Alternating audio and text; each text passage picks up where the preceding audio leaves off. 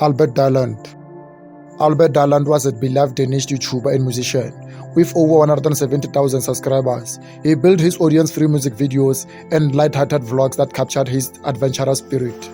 In July 2021, Albert was filming content in the Italian Alps, a place known for breathtaking views and steep, unforgiving cliffs.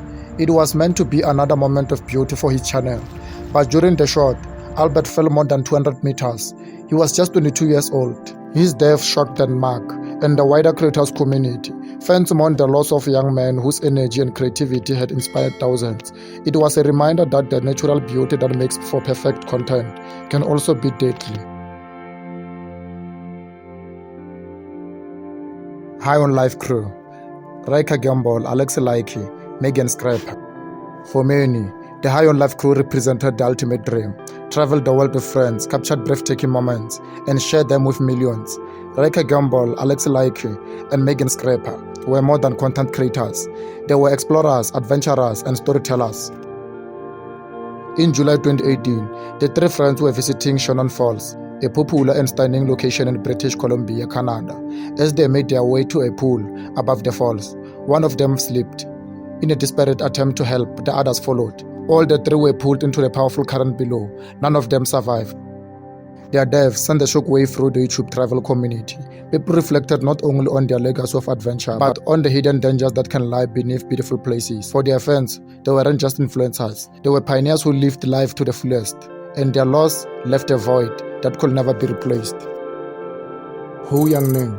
Yongning was known across China as the rooftopping devil. Without harnesses, without safety gear, you scaled some of the tallest buildings in the world, performing heart-stopping stunts on the edge of the skyscrapers. His videos drew millions of views. Each upload was a test of courage, a performance balance between life and death. But behind the spectacle was something more complicated. Who relied on these videos not only for fame, but to support his family. Live streaming platforms reward extreme content with sponsorship and prizes, and who pushed himself further each time. His name was Yongning, and he was like a experienced stuntman. What he would do, he would go on to like skyscrapers, electricity posts, like the tallest buildings you could possibly think of, and do pull-ups off it, right? And he wasn't even like a stuntman for movies. He did this for himself and just posted the videos on like YouTube and TikTok, right? So one time, like he was running super low on money, and I think around that time, he wanted to propose to his girlfriend, and he still didn't have the money. While he was making bread doing these videos, his mom got sick, so he had to pay the bills for her hospital too, right? Yeah. So his last stunt is so sad. Some guy offered him 15K to go into one of the tallest buildings in China and actually like scale it and do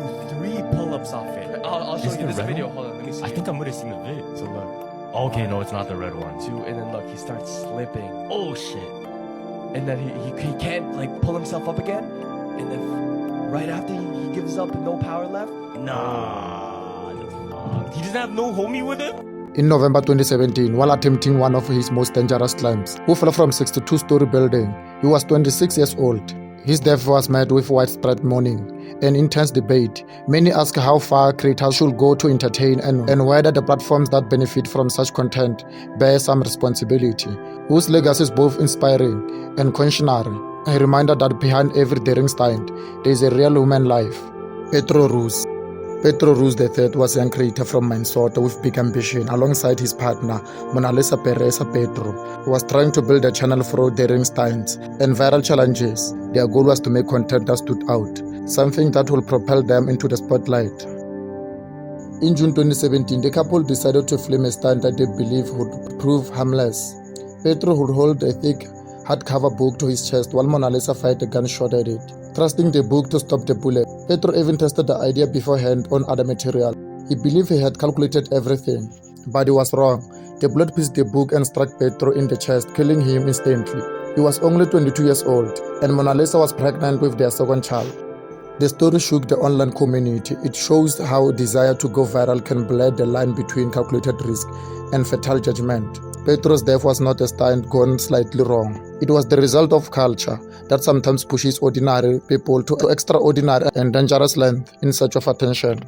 Not every stunt ends in tragedy, but that doesn't mean the consequences aren't real. Some creators survive, but carry scars of their risk long after the camera stopped rolling. Vitaly Zdorovetskiy, better known online as Vital, became famous for extreme pranks and attention-grabbing stunts. Over the years, he repeatedly pushed boundaries for views, from on-field invasion to dangerous climb. In 2020, he was hospitalized after attempting to scale the Hollywood sign, an act that could have easily been fatal. His injuries were a reminder that even those who seem fearless can face very real danger. In 2020, this YouTuber broke his neck and back in skydiving accident while filming.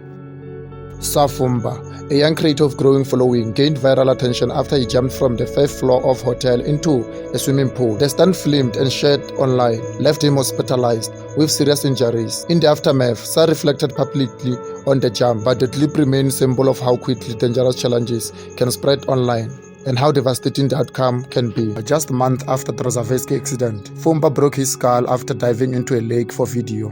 Dyrlund, known as SteveWillDoIt, built his brand on extreme drinking challenges and risky physical stunts. Over time, these choices led to multiple injuries and hospital visits. While his videos often played these moments for shock value or laughs, behind the scenes, they showed a pattern of real harm, a reminder that the human body has limits, even for those who seem larger than life online.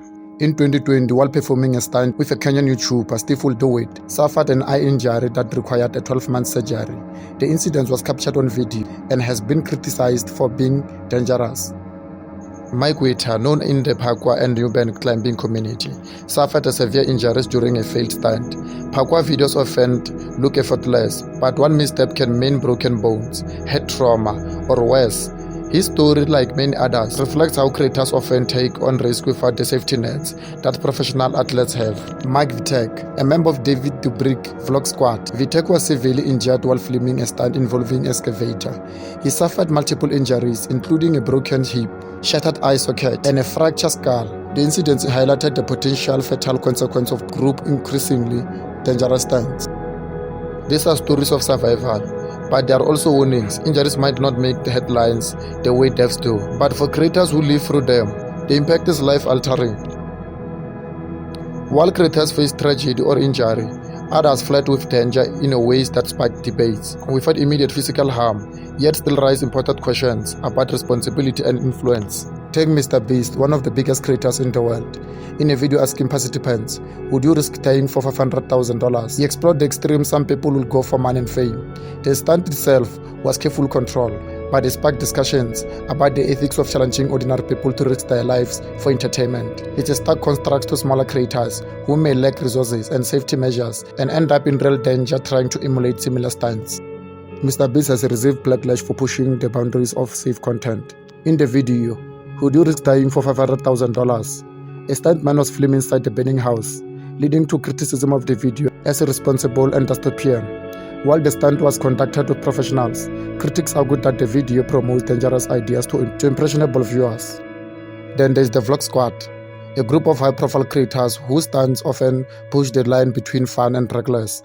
In 2020, the excavator stunt resulted in serious injuries to Jeff Witter. The incident sparked widespread conversation about accountability, risk management, and the culture of peer pressure in influencers' communities. Vlog Squad has been known for performing dangerous and controversial pranks and stunts. These videos have resulted in numerous injuries, including Witter's nearly fatal accident. Dobrik's has faced accusations from former members of encouraging dangerous behavior for the sake of engagement.